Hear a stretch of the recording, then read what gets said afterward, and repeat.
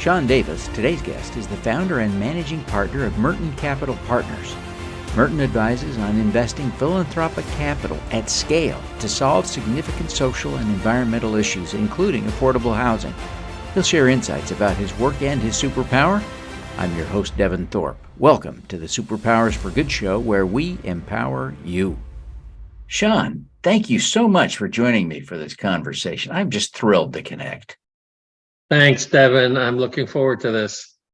Well, you're doing some amazing work, and to kind of frame our discussion just a little bit, I had the opportunity a few years back to do a one-on-one interview with Bill Gates, who, of course, really created this idea of getting billionaires to commit at least half of their wealth to charity before they die, which is kind of a big challenge. But now there's a huge pile of money that's sort of committed to charity, and you're thinking some deep thoughts about how to get that deployed in a way that really makes some sense. So tell us a little bit about what you're thinking. Yeah, for sure. Thank you. I was, and I know we'll get into background and such, but having had a private equity background and then working for nonprofits and seeing the lack of planning in the nonprofit world and how hard it is to get things done because budgets are so tight. When I saw the Giving Pledge, that Bill and Melinda and Warren Buffett put together, at first I was like, wow, this is incredible. And then I got a chill and I was like, oh my God, this money is never going to get deployed. And that's what's happened. And so, I think that the Giving Pledge itself has been an amazing advocacy tool. I don't think there's one wannabe billionaire in the world who has not heard of it and is not thinking, what do I do with my philanthropy? How do I also, change the world?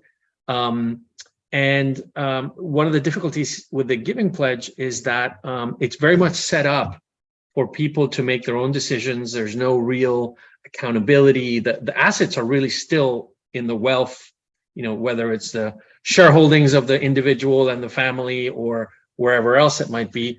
But it's really hard to give away large amounts of money. And I've had conversations with several very, very large, entrepreneurs, wealthy individuals, billionaires.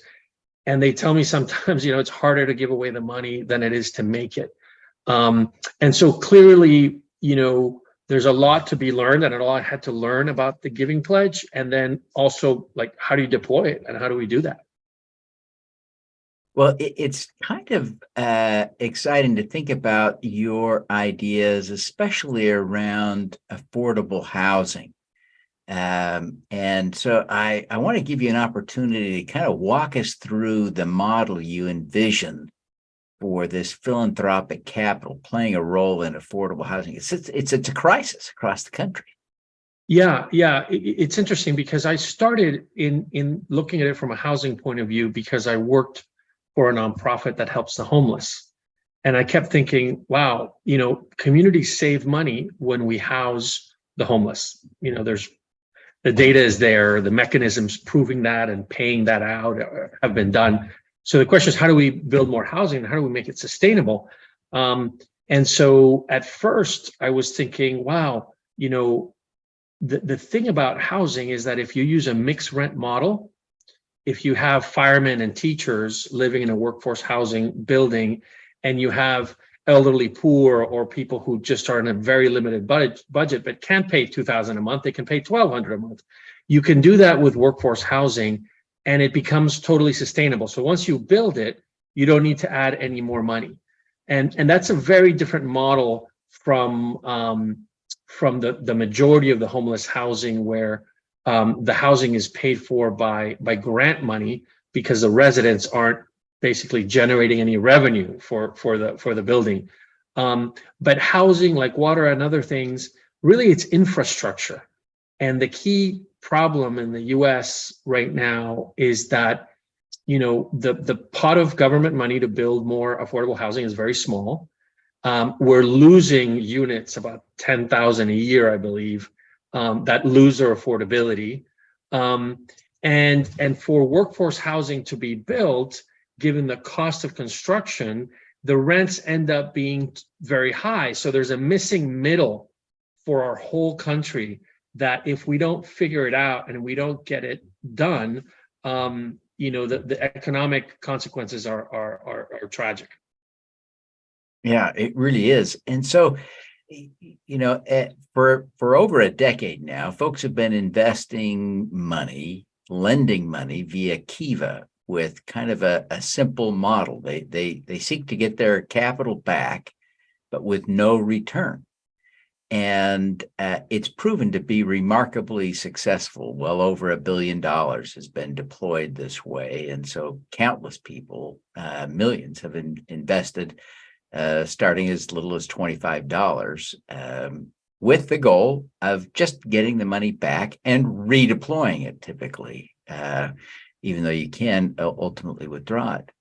It seems to me that you have hit upon a parallel model for capital that is subject to the giving pledge.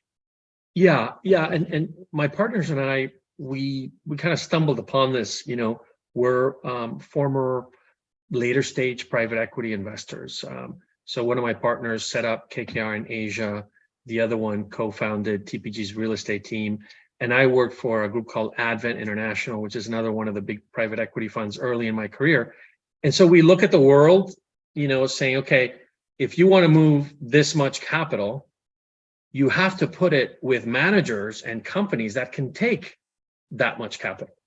And who can do that? And the answer is the 10 biggest developers in the country, right? We could do one deal of 5 million of philanthropy and generate about 50 units, or we could do a deal of 1 billion of philanthropy and generate, an incredible amount of units. I'm trying to do the math now. 100 million would be 100 units, so a thousand units of housing. Let me see if that's right. 500 units with 50 million, so 1,000, so 10,000 units with 1 billion. Related or Kittle or any of the other developers can take $1 billion today. That's, it's a big number, but it's what they do every day. And so my partner, Anand Tijani, who worked for TPG and invested about 11 billion for them of equity in real estate deals, that's a normal conclusion. If you had 1 billion of philanthropy, we could cut a deal with the Relateds of the world and have 10,000 units built either in one city or 5 cities. So that was kind of the thinking. And there are a lot of nonprofit developers that can take a lot of money, but as a general rule, if you go to 1 billion, but then you go to 10 billion, and then you go to 100 billion, you really have to get all of the large real estate developers who would be delighted to build more on board. And that's what they do with their other capital sources. We're just asking them to deliver more impact, and we're holding them accountable as well, just like any equity investor would do. So I think your vision is for that capital to come into the project with only a target return of returning it, right? So that there isn't a drain, essentially a profit tax on the residents. And that provides a subsidy that can persist long after tax incentives might otherwise evaporate. Am I understanding it? Yeah, you are.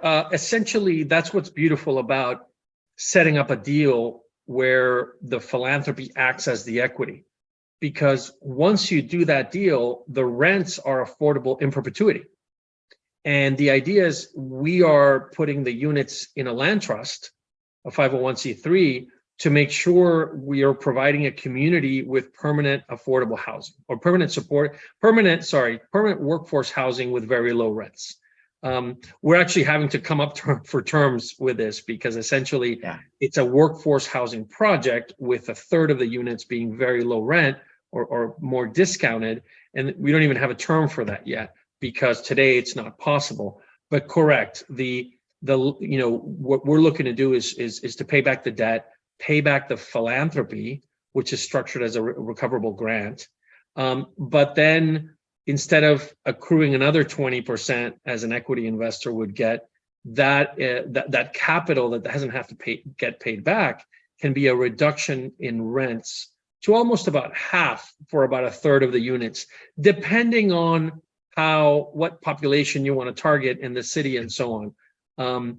Because the next step after that is, if you are deploying, 1,000, 5,000, 10,000 units of low rent as part of a project where the other 2/3 of the units are going to firemen and teachers and professors and such, you can actually solve a real problem. And we talk about solutions, but it's hard to find an actual solution. With this, you can say, okay, if the number of women who are victims of domestic violence in Detroit is X, we could develop enough units to house them all coming out of this nonprofit, for example. And so you could say that you solve the lack of housing for that particular population for the first time in the history of America, right? That we did something like that. And the math is pretty simple. But if a philanthropist can see how their $100 million gift to our DAF at Impact Assets could generate these units that fully house this population for this year or 2 years, wow, we just need to do more of that, and then across every city. And as you add more units for firemen and teachers and policemen to target the housing crisis, you're also housing the most vulnerable. And then the last bit, which is very exciting, is that, and this is already done in tax credit deals in affordable housing and supportive housing, but out of the cash flows of the deal, of the project, of the units, you also have revenue to hire nonprofits. The nonprofit who provides, the residents, basically, who says, listen, these are the people we need to house, and we would house them. And out of the cash flow of the building, we would scale that nonprofit to provide services back to those residents. And so as you add more units, there's more permanent sustainable revenue for that nonprofit to scale. And so that's also exciting, that you're indirectly scaling the local nonprofits by creating these cash flow generating investments with philanthropy. Yeah, it's a brilliant model. How do you see your firm, Merton Capital Partners, playing a role in this? What's the role you envision playing? Yeah, well, we're playing two roles right now. The first role is advocate. So we've come up with this structure that we think can be incredibly successful, and we are doing it open source. We're hoping that people, we send our deck to whoever wants it, and there's nothing, these are deals. This is deal making and changes in capital structure. There's nothing really proprietary about that. And like anything in private equity, it's not really proprietary in terms of anybody, given certain minimum requirements, can enter the business. But so just getting the word out, and hopefully there will be 500 firms doing this in 3 years. And the other part of the business is the firm that does the investing.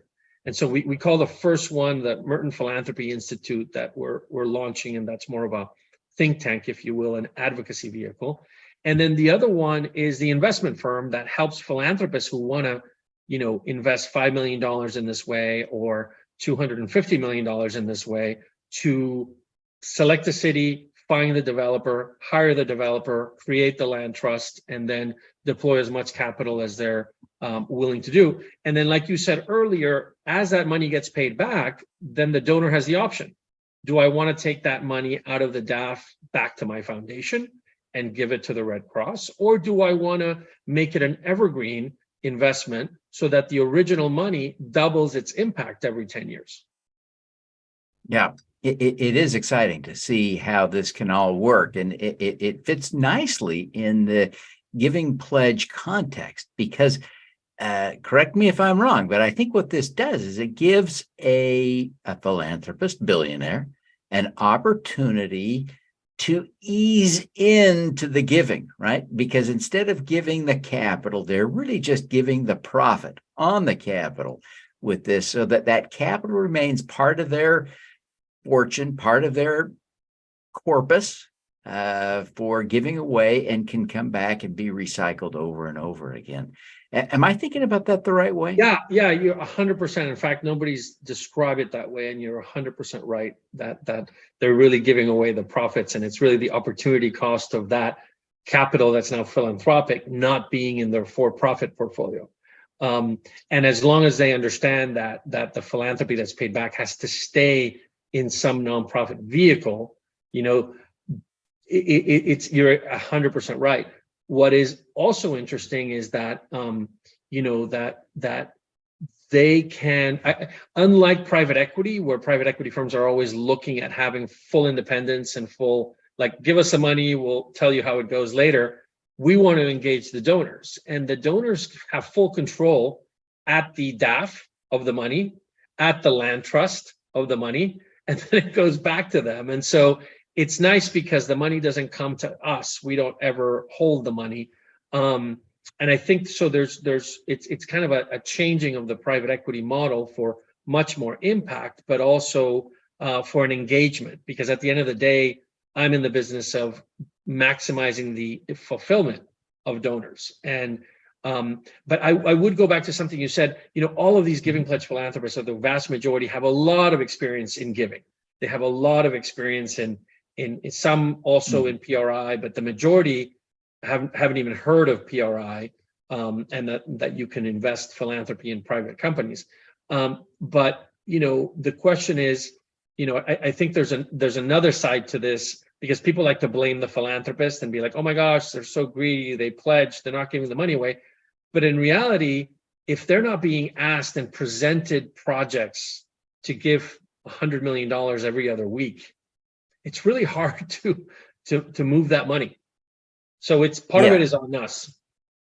Yeah, you're creating, one of the key value points I think you're explaining to me is that you are creating a scale of giving and investing that is just sort of unprecedented, that will allow folks to tap into this huge commitment in a fresh way for the first time. So that's brilliant. That's brilliant. Well, you've had a stellar career. You've done so much in both capital markets and in philanthropy and nonprofit worlds.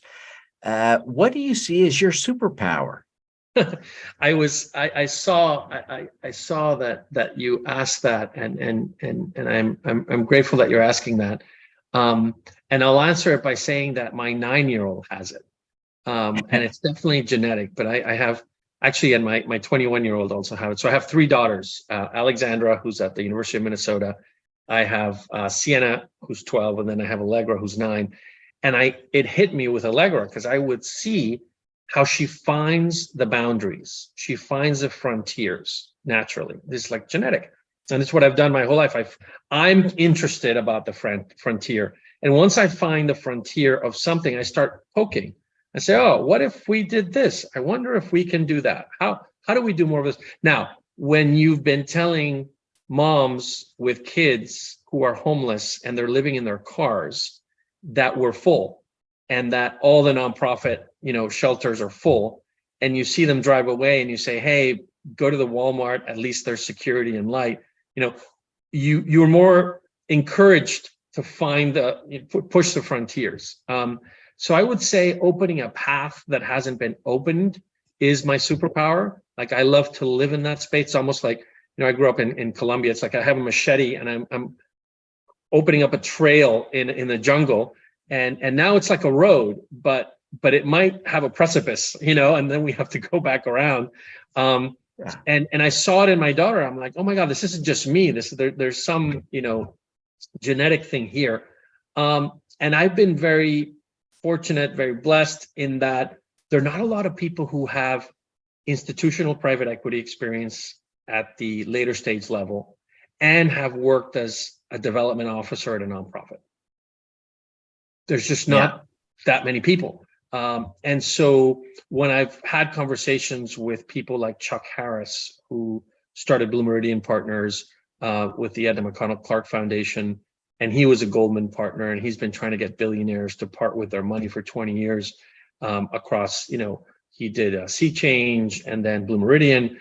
And, there's not that many people like him and I running around. And so it's very exciting when you find people like that.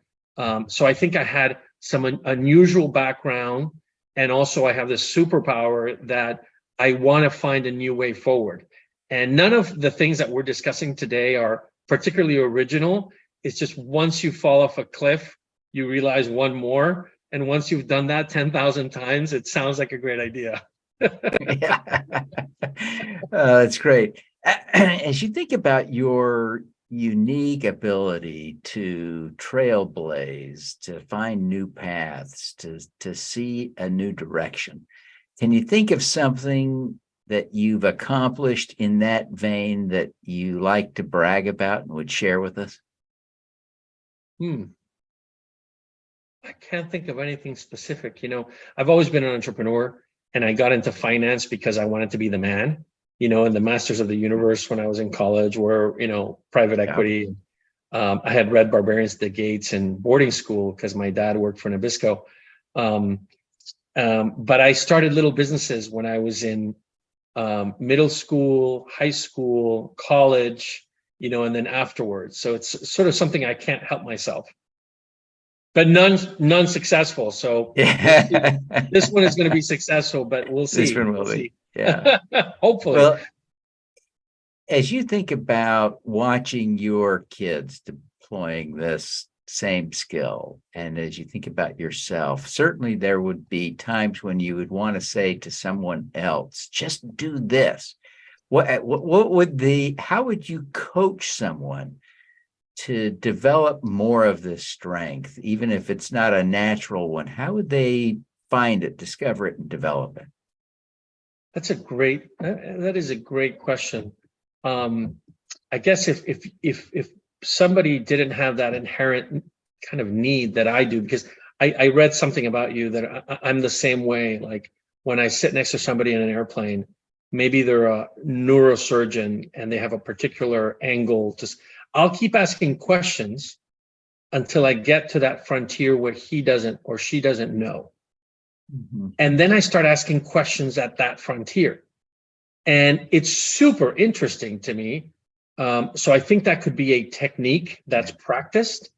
Sure. But what happens is that the person also leaves delighted because you are, and this is maybe something, I'm like a curator of people's enthusiasm.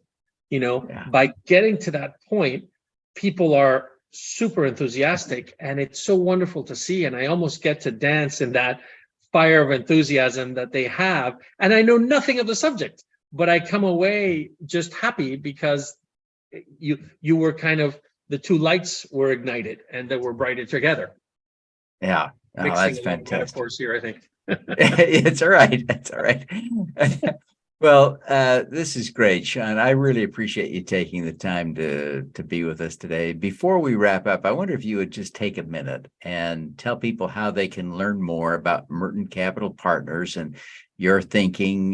Maybe tell them how to pick up a copy of your book and anything else, especially people may be interested in wanting to connect with you in one way or another. Let us know what the best way to connect is. Yeah, sure. I mean, LinkedIn is definitely the best way to connect. And we work for the donors, and it's very bespoke. So it's not like we have pools of funds ready to be given into certain things. But definitely my book, this Solving the Giving Pledge Bottleneck, was an attempt to share all the ideas so far. And what you and I discussed about our housing strategy is actually not in the book, because it's been in the last year that we've developed this alternative path to what's in the book, but the book still gets you very close. And I think that's kind of the starting point, is kind of understanding the different pieces that I'm coming from. But I encourage people, and usually when I'm at a conference or when I'm in a meeting with people, I said, listen, folks, you don't need me. Once you see this, it's very straightforward. All you need to find is your local private equity person, venture capitalist, And the starting point, though, is money. So who has money? Do you have money? And does somebody you know have money? And then this is a good alternative to finding impact. It's not the end all, but it's about providing the infrastructure that is the most expensive part of the solution, and the part that without it, nothing else gets solved, in my opinion. So I think it's exciting, because I'm hoping that once more people hear about it, then it doesn't become so innovative, which means it becomes easier to do and more people will do it. Yeah. Well, that is fantastic. And I'm so grateful that you would take the time to share with us today your vision for how this can work, especially to scale affordable housing across the country in a way that could finally satisfy the need for housing. It's just exciting to contemplate. So we wish you every success in your journey to make this happen. Thank you, Devin. I really appreciate it. And please keep doing what you're doing. It's pretty amazing. You figured out a way to really create a great standard for this. Well, thank you. Thank you very much. Now, let's do some good. Thank you for tuning in to the Superpowers for Good show. Twice each week, we host changemakers who share their impact, insights, and superpowers. Don't miss another episode. Subscribe today at superpowersforgood.com. That's superpowers, 4, good.com. Be super empowered. Get your copy of the book, Superpowers for Good, as an ebook, audiobook, paperback, or hardcover edition via your favorite online retailer. Interested in having me speak to your company, organization, or association? Visit devinthorpe.com. Then let's talk. Now, keep using your superpowers for good. Together, we can reverse climate change, improve global health, and eradicate poverty.